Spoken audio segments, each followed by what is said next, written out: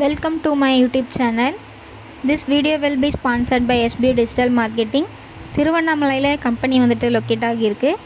Digital courses வந்து நிறைய அவைலபிளாக இருக்குது. உங்களுக்கு தேவையானதை நீங்கள் சூஸ் பண்ணிக்கலாம். ரெஃபரல் இன்கமும் இருக்குது.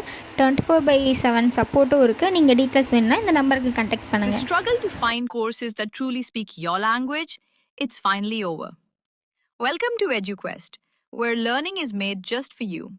At EduQuest, we bring you a wide range of online courses, from career building programs to skill boosting masterclasses, all in your regional language.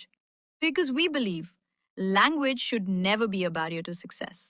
Our courses are tailor made after understanding what today's learners really need. So why wait? Start learning the smarter, simpler way only with EduQuest. Visit eduquest.courses and explore your next course today.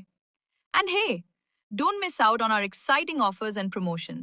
Hi guys, welcome to my channel.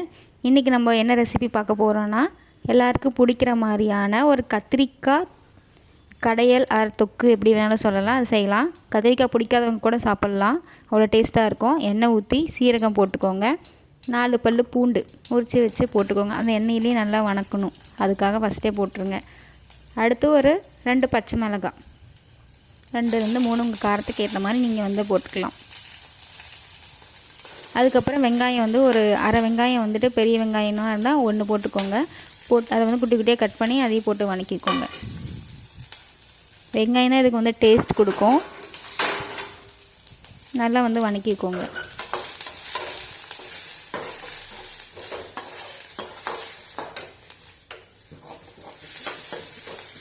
நான் வீடியோவில் காமிச்சிருக்கேன் பார்த்திங்கன்னா, இந்த அளவுக்கு வந்து பூண்டு மிளகாயெல்லாம் சுருண்டு அந்த அளவுக்கு வதக்கிக்கோங்க. அதுக்கப்புறம் தான் நம்ம வந்துட்டு கத்திரிக்காய் வந்து அரிஞ்சு தண்ணியில் போட்டு வச்சுருக்கோம், அதை வந்து ஆட் பண்ணணும். நல்லா வணங்கின பிறகு தான் கத்திரிக்காய் ஆட் பண்ணணும். பாருங்கள், கலர் மாறாமல் இருக்கும் தண்ணியில் போட்டு வச்சிங்கன்னா. இந்த கத்திரிக்காய் கடைகளுக்கு மெயினாக வந்துட்டு ரோல் ப்ளே பண்ணுறது இந்த தக்காளி தான். தக்காளி போட்டிங்கன்னா அவ்வளோ டேஸ்ட்டாக இருக்கும், செம்மையாக இருக்கும். நான் ஒரு 2-3 இன்க்ரீடியன்ட்ஸ் தான், செம்ம டேஸ்ட்டாக இருக்கும். நீங்கள் ட்ரை பண்ணிட்டு எனக்கு இன்ஃபார்ம் பண்ணுங்கள். அடுத்து கொஞ்சமாக வந்து மஞ்சத்தூள் போட்டுக்கலாம். மஞ்சத்தூள் கொஞ்சமாக போட்டுட்டு மிக்ஸ் பண்ணிக்கோங்க. அடுத்து இதுக்கு ரொம்ப டேஸ்ட் கொடுக்குற சாம்பார் தூளை வந்து போட்டுக்கலாம், ஒரு 1.5 ஸ்பூன் போட்டுக்கோங்க. அடுத்து உப்பு உங்களுக்கு ஏற்ற அளவுக்கு போட்டுக்கோங்க. போட்டுட்டு நல்லா மிக்ஸ் பண்ணி விடுங்க. மிக்ஸ் பண்ணிவிட்டு க்ளோஸ் பண்ணி வச்சுருங்க. கொஞ்ச நேரம் அப்படியே அதுலேயே வணங்கட்டும், சூட்லேயே.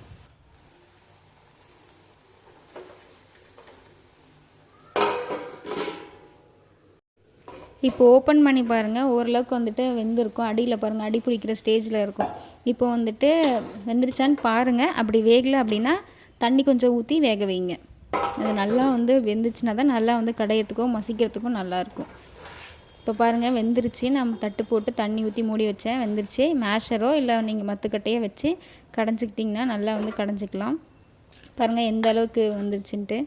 அவ்வளோதான். நம்ம வந்துட்டு இதுக்கு தாளிப்பு வந்து ரெடி பண்ணிடலாம்.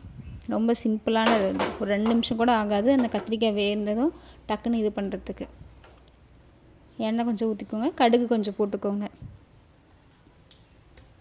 அந்த கடுகு பொரியட்டும்.